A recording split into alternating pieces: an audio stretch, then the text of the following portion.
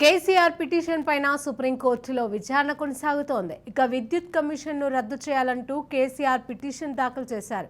గతంలో కేసీఆర్ పిటిషన్ను హైకోర్టు తిరస్కరించగా సుప్రీంను ఆశ్రయించారు. ఇక దీంతో విచారణను చేపట్టిన సుప్రీంకోర్టులో వాదనలు కొనసాగుతున్నాయి. ఇక జ్యుడిషియల్ విచారణను వ్యతిరేకిస్తూ వాదనలైతే జరుగుతున్నాయి. ఇక కేసీఆర్ తరఫున ముకుల్ రోహత్గి వాదనలు వినిపిస్తున్నారు. పూర్తిగా రాజకీయ కక్ష సాధింపు వ్యవహారంతోనే విద్యుత్ కమిషన్ ఏర్పాటు చేశారని రోహత్గి వాదిస్తున్నారు. ఇక ప్రభుత్వం మారిన ప్రతిసారి కూడా మాజీ సీఎంల పైన కేసులు పెడుతున్నారని న్యాయస్థానానికి విన్నవించారు.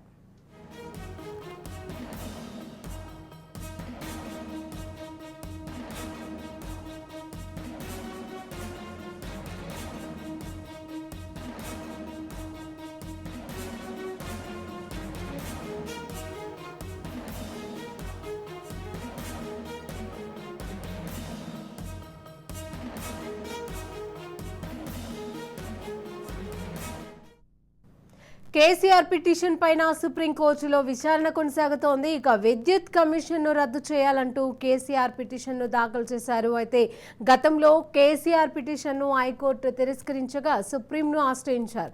దీంతో విచారణను చేపట్టిన సుప్రీంకోర్టులో వాదనలు కొనసాగుతున్నాయి. ఇక దీనికి సంబంధించి కేసీఆర్ తరఫున ముకుల్ రోహత్గి వాదనలు వినిపిస్తున్నారు. పూర్తిగా రాజకీయ కక్ష సాధింపు వ్యవహారంతోనే విద్యుత్ కమిషన్ ఏర్పాటు చేశారని రోహత్గి వాదిస్తున్నారు. మరి ప్రభుత్వం మారిన ప్రతిసారి కూడా మాజీ సీఎంల పైన కేసులు పెడుతున్నారని న్యాయస్థానానికి అయితే విన్నవించారు. ఇక ఇదే అంశానికి సంబంధించి మరిన్ని అప్డేట్స్ మా క్రైమ్ బ్యూరో చీఫ్ ఇన్నారెడ్డి అందజేస్తారు. ఇన్నారెడ్డి. శిరీష, మనం గమనించవచ్చు కేసీఆర్ గతంలో ఇచ్చిన పిటిషన్ ఏమైతే ఉందో జ్యుడిషియల్ విచారణను వ్యతిరేకిస్తూ ఆయన హైకోర్టులో వేసిన పిటిషన్ కొట్టివేసిన నేపథ్యంలో ప్రస్తుతం ఆయన సుప్రీంకోర్టులో ఆయన పిటిషన్ దాఖలు చేసిన నేపథ్యంలో ఈ రోజు విచారణ జరిగింది. అయితే కేసీఆర్ తరఫున సీనియర్ న్యాయవాది ముకుల్ రోహత్గి దీనికి సంబంధించిన ఆర్గ్యుమెంట్స్ వినిపిస్తున్నారు. దీంట్లో ప్రధానంగా అంటే కేసీఆర్ తరఫున వాదిస్తున్న వాదనలు మనం ఒకసారి పరిశీలిస్తే ఇది పూర్తిగా రాజకీయ కక్ష సాధింపు వ్యవహారమే అని చెప్తాని, ప్రభుత్వం మారిన ప్రతిసారి కూడా ఇలా సీఎం మీద కేసులు జరగడం, తర్వాత విభజన తర్వాత తెలంగాణలో ప్రధానంగా ఆ విద్యుత్ సంక్షోభం చాలా ఎక్కువగా ఉంది. సో ఆ నేపథ్యంలోనే ఛత్తీగఢ్ నుండి విద్యుత్ కొనుగోలు ఒప్పందం జరిగిందని, అలాగనే విద్యుత్ ఒప్పందానికి 2 రాష్ట్రాలు కూడా ఆమోదం తెలిపిన తర్వాత పవర్ ప్లాంట్ నిర్మాణంపై కూడా వీళ్ళు ఆరోపణ చేస్తా ఉన్నారు. అన్ని కూడా పద్ధతి ప్రకారమే, లీగల్ ప్రొసీడింగ్ ప్రకారమే మేము కొనుగోలు చేశాము.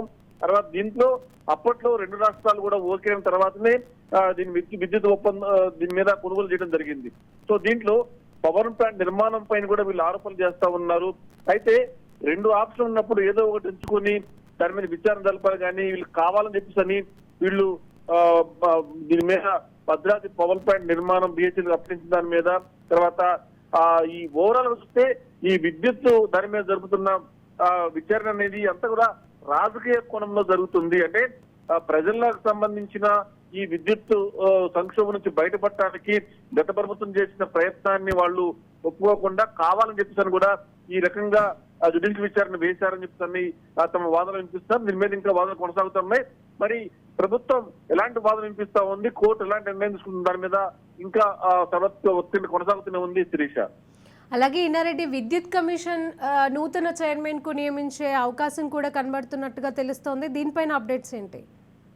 అంటే ప్రస్తుతం ఇప్పుడు సుప్రీంకోర్టులో విచారణ కొనసాగుతుంది కాబట్టి విచారణ అనంతరం కోర్టు నిర్ణయం ఎలా ఉంటుంది అంటే ఈ జ్యుడిషియల్ విచారణను వ్యతిరేకిస్తూ కేసీఆర్ పిటిషన్ వేశారు కాబట్టి కోర్టు జ్యుడిషియల్ విచారణ కొనసాగించమని చెప్తుందా, లేకపోతే మరి మీరు ఎలాంటి తప్పు చేయలేదు కాబట్టి విచారణలో పార్టిసిపేట్ చేయండి, ఎంక్వైరీకి హాజరుకండి, మీ వివరణ మీరు ఇవ్వండి. ఒకవేళ కనుక వివరణ విషయంలో కనుక జ్యుడిషియల్ ఎంక్వైరీ కమిషన్ సరిగా స్పందించకపోతే మళ్ళీ కోర్టు ఆశ్రయించని చెప్పని చెప్తుందా అని చెప్పారు. దాని మీద ఇంకా క్లారిటీ రావాల్సి ఉంది. సో ఇంకా వాదనలు జరుగుతున్నాయి కాబట్టి వాదనలు జరిగిన తర్వాత ఇప్పుడు ప్రస్తుతం మాత్రం కేసీఆర్ తరఫున అడ్వకేట్ ఎవరైతే ఉన్నారో, సీనియర్ అడ్వకేట్ ఎవరైతే ఉన్నారో ఆయన ముకుల్ రోహత్గి ఆయన ప్రజెంట్ తమ వాదన వినిపిస్తా ఉన్నారు. తర్వాత మళ్ళీ తెలంగాణ ప్రభుత్వం తరఫున అడ్వకేట్ తమ వాదన వినిపించిన తర్వాత ఇరువైపులు వాదనలు విన్న తర్వాత కోర్టు నిర్ణయం తీసుకున్న తర్వాతనే నిర్ణయం ఉంటుంది. ప్రస్తుతం మాత్రం ఈ వాదనలు జరుగుతా ఉన్నాయి. దీని తర్వాత కౌంటర్ గా ప్రభుత్వం ఎలాంటి వాదనలు వినిపించే అవకాశం ఉంది, తర్వాత కోర్టు ఎలాంటి నిర్ణయం తీసుకునే అవకాశం ఉంది అన్న దాని మీదనే ఇంకా వాదన కొనసాగుతుంది, తర్వాత ఒత్తిడి కొనసాగుతా ఉంది. దీని తర్వాతనే నిర్ణయం ఎలా తీసుకుంటుందన్న కూడా ప్రభుత్వం ఒక నిర్ణయం తీసుకునే అవకాశం కనిపిస్తా ఉంది.